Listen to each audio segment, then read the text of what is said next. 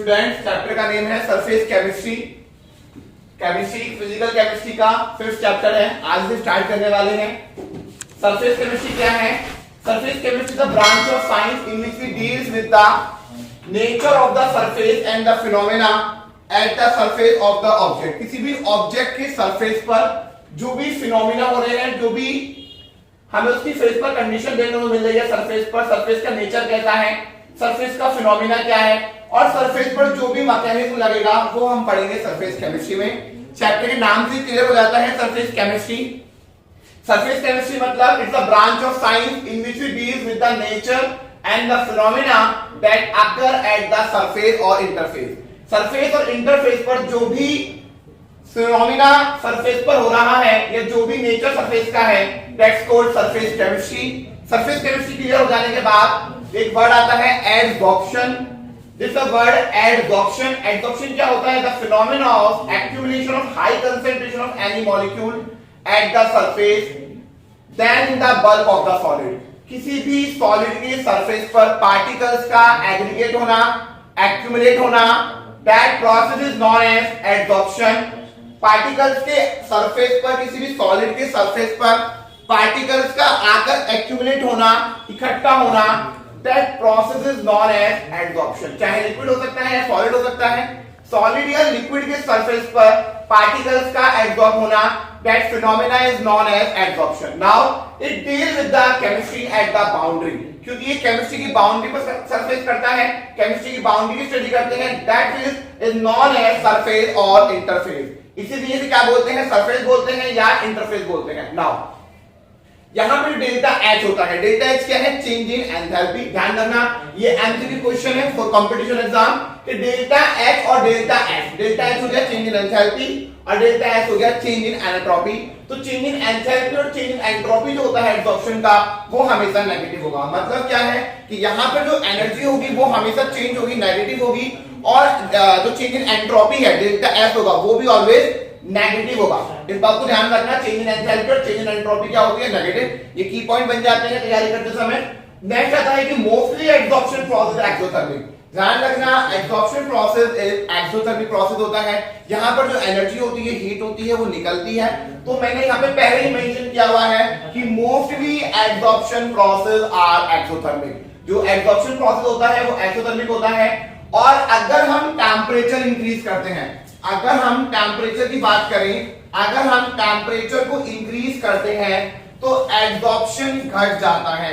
Absorption आपका घट जाएगा। मतलब क्या है? मतलब ये है कि बाय इंक्रीजिंग द टेंपरेचर, अगर हम टेंपरेचर को इंक्रीज करते हैं तो एब्जॉर्प्शन जो होता है वो इंक्रीज हो जाता है। तो ये कुछ की पॉइंट से कि अगर जो चेंज इन एंथैल्पी होगा वो नेगेटिव होगा, चेंज इन एंट्रोपी नेगेटिव होगा, और मोस्टली एब्जॉर्प्शन जो है एक्सोथर्मिक प्रोसेस है। और नेक्स्ट आता है कि एब्जॉर्प्शन जो है वो अगर हम टेंपरेचर बढ़ाते हैं, अगर हम किसी भी सरफेस का टेंपरेचर बढ़ाते हैं तो टेंपरेचर बढ़ाने पर एब्जॉर्प्शन जो होता है वो घट जाता है। ठीक है, by increasing the temperature absorption will be decrease. Next word आता है एडसॉर्बेंट। एडसॉर्बेंट क्या होता है? एडसॉर्बेंट पढ़ते हैं। एडसॉर्बेंट क्या है?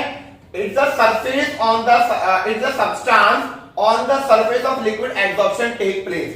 एडसॉर्बेंट क्या है? एडसॉर्बेंट वो सरफेस है जहां पर कोई भी ऑब्जेक्ट आकर एडसॉर्ब्ड होगी।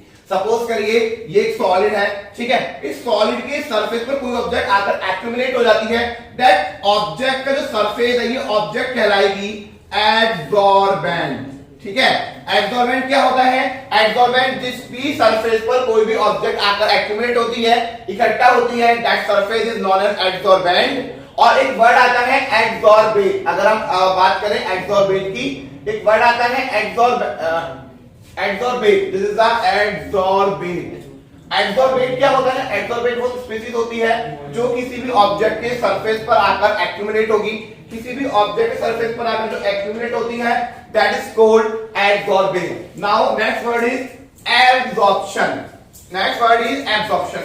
एब्जॉर्प्शन खत्म हो जाता है, अभी डिटेल में पढ़ेंगे एब्जॉर्प्शन को, बट अभी जो हम पढ़ रहे हैं ये कुछ बेसिक टर्मिनोलॉजीज है इस चैप्टर की, बेसिक टर्म्स हैं जो हमें समझना है और तैयार करना है।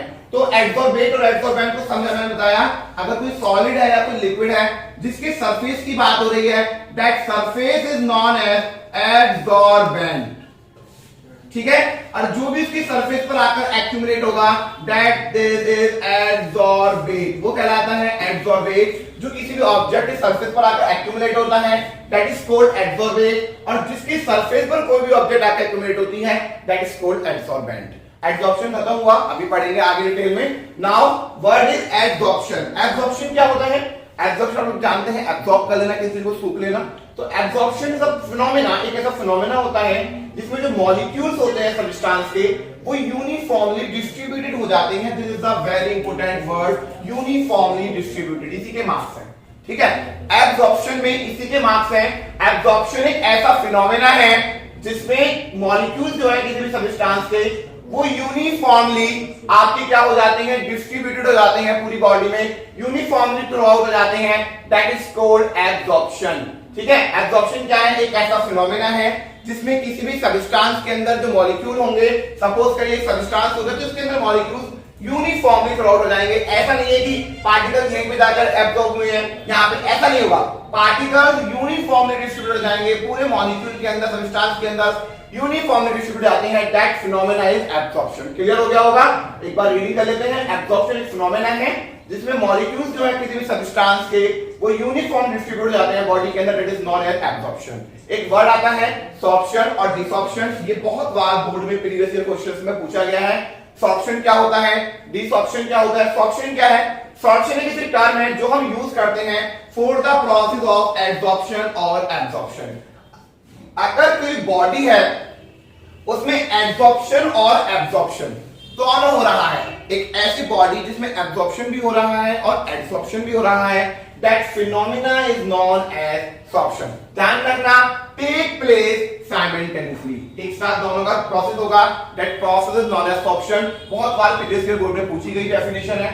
फिर एक वर्ड आता है डिसॉर्प्शन। डिसॉर्प्शन क्या होता है? डिसॉर्प्शन एक ऐसा प्रोसेस होता है जिसमें एब्जॉर्ब्ड सब्सटेंस जो होता है वो रिमूव हो जाता है on the surface of the absorb. मतलब डिसॉर्प्शन क्या है? The process of removing the absorbed substance from the surface on which it is absorbed. किसी भी एब्जॉर्ब सरफेस के पार्टिकल्स जो सब्सटेंस रिमूव होते हैं, that process is known as desorption. बहुत बार पूछा गया डिसॉर्प्शन क्या है?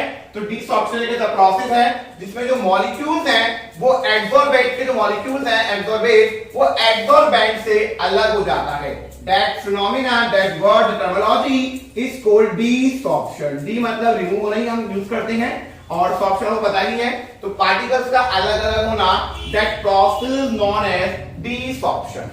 Now एब्जॉर्प्शन की हम बात करें बच्चे तो एब्जॉर्प्शन दो टाइप का होता है, पॉजिटिव एब्जॉर्प्शन और नेगेटिव एब्जॉर्प्शन। अगर एब्जॉर्प्शन की बात कर रहे हैं तो एब्जॉर्प्शन दो टाइप का है, पॉजिटिव और नेगेटिव। पॉजिटिव एब्जॉर्प्शन क्या होता है? When the concentration of the adsorbate is more on the surface of adsorbent. अगर adsorbent की जैसे सरफेस सपोज करो ये हमने माना adsorbent है, ठीक है, और इसके सरफेस पर कोई adsorbate आया, ठीक है, दिस इज द adsorbate। अगर adsorbate की कंसंट्रेशन ज्यादा है कंपेयर टू adsorbent, ठीक है, if the concentration of the adsorbate is more than adsorbent, अगर एब्जॉर्बेंट की कंपेयर में एब्जॉर्बेंट की कंसंट्रेशन ज्यादा है that is called positive absorption, और अगर इसका अपोजिट हो जाएगा, अगर एब्जॉर्बेंट की कंसंट्रेशन कम है एब्जॉर्बेंट के कंपेयर में it is called negative absorption. Negative absorption paper पढ़ लेते हैं, when the concentration of the absorbent is less than the surface of the concentration bulk amount that is called negative absorption. आगे चलते हैं। Now एक differentiate आता है absorption और एब्जॉर्प्शन के बीच में, क्या डिफरेंशिएट है? तो एब्जॉर्प्शन, दिस इज एब्जॉर्प्शन, ये है एब्जॉर्प्शन ए बी और ये है एब्जॉर्प्शन ए बी। एब्जॉर्प्शन में क्या होगा?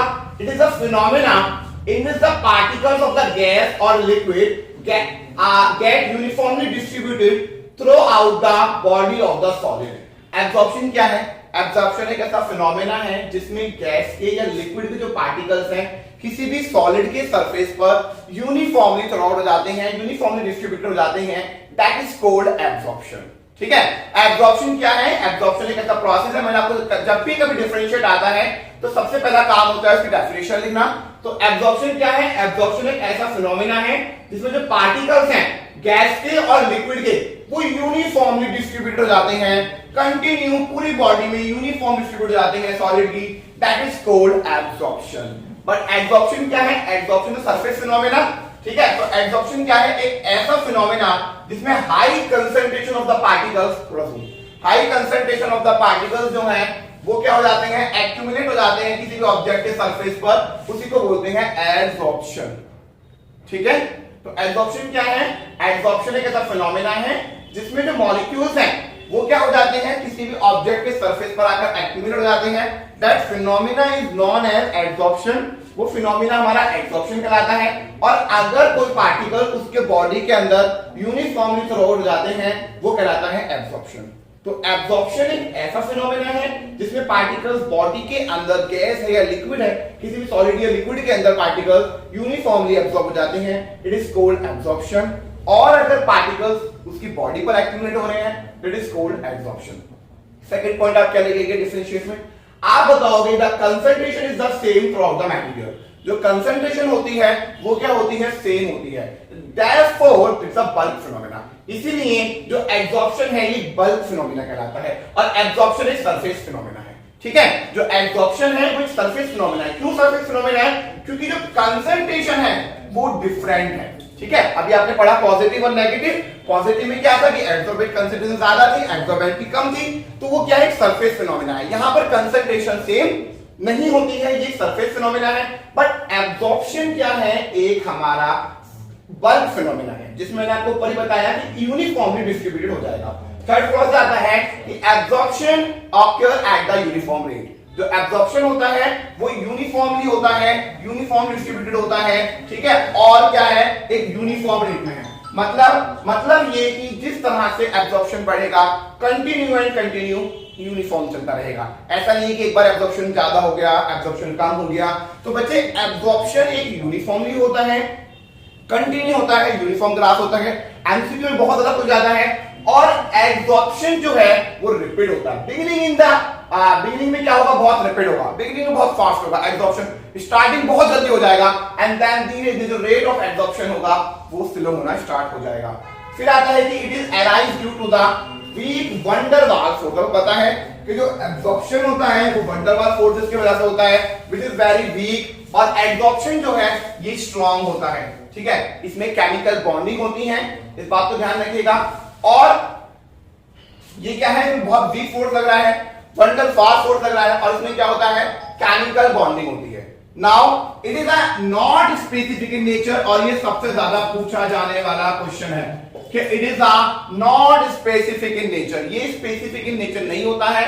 जो एब्जॉर्प्शन है वो नेचर में स्पेसिफिक पार्ट पर नहीं होता है, बट जो एब्जॉर्प्शन है ये हाईली स्पेसिफिक इन नेचर होता है। अगर आप देखिए इसे तो हाईली स्पेसिफिक इन नेचर है, ये नेचर में एक स्पेसिफिक पार्ट पर होता है एब्जॉर्प्शन, ध्यान रखना। जो एब्जॉर्प्शन है ये नेचर में एक स्पेसिफिक पार्ट पे होगा बेटा, लेकिन एब्जॉर्प्शन जो है वो स्पेसिफिक नहीं होता है।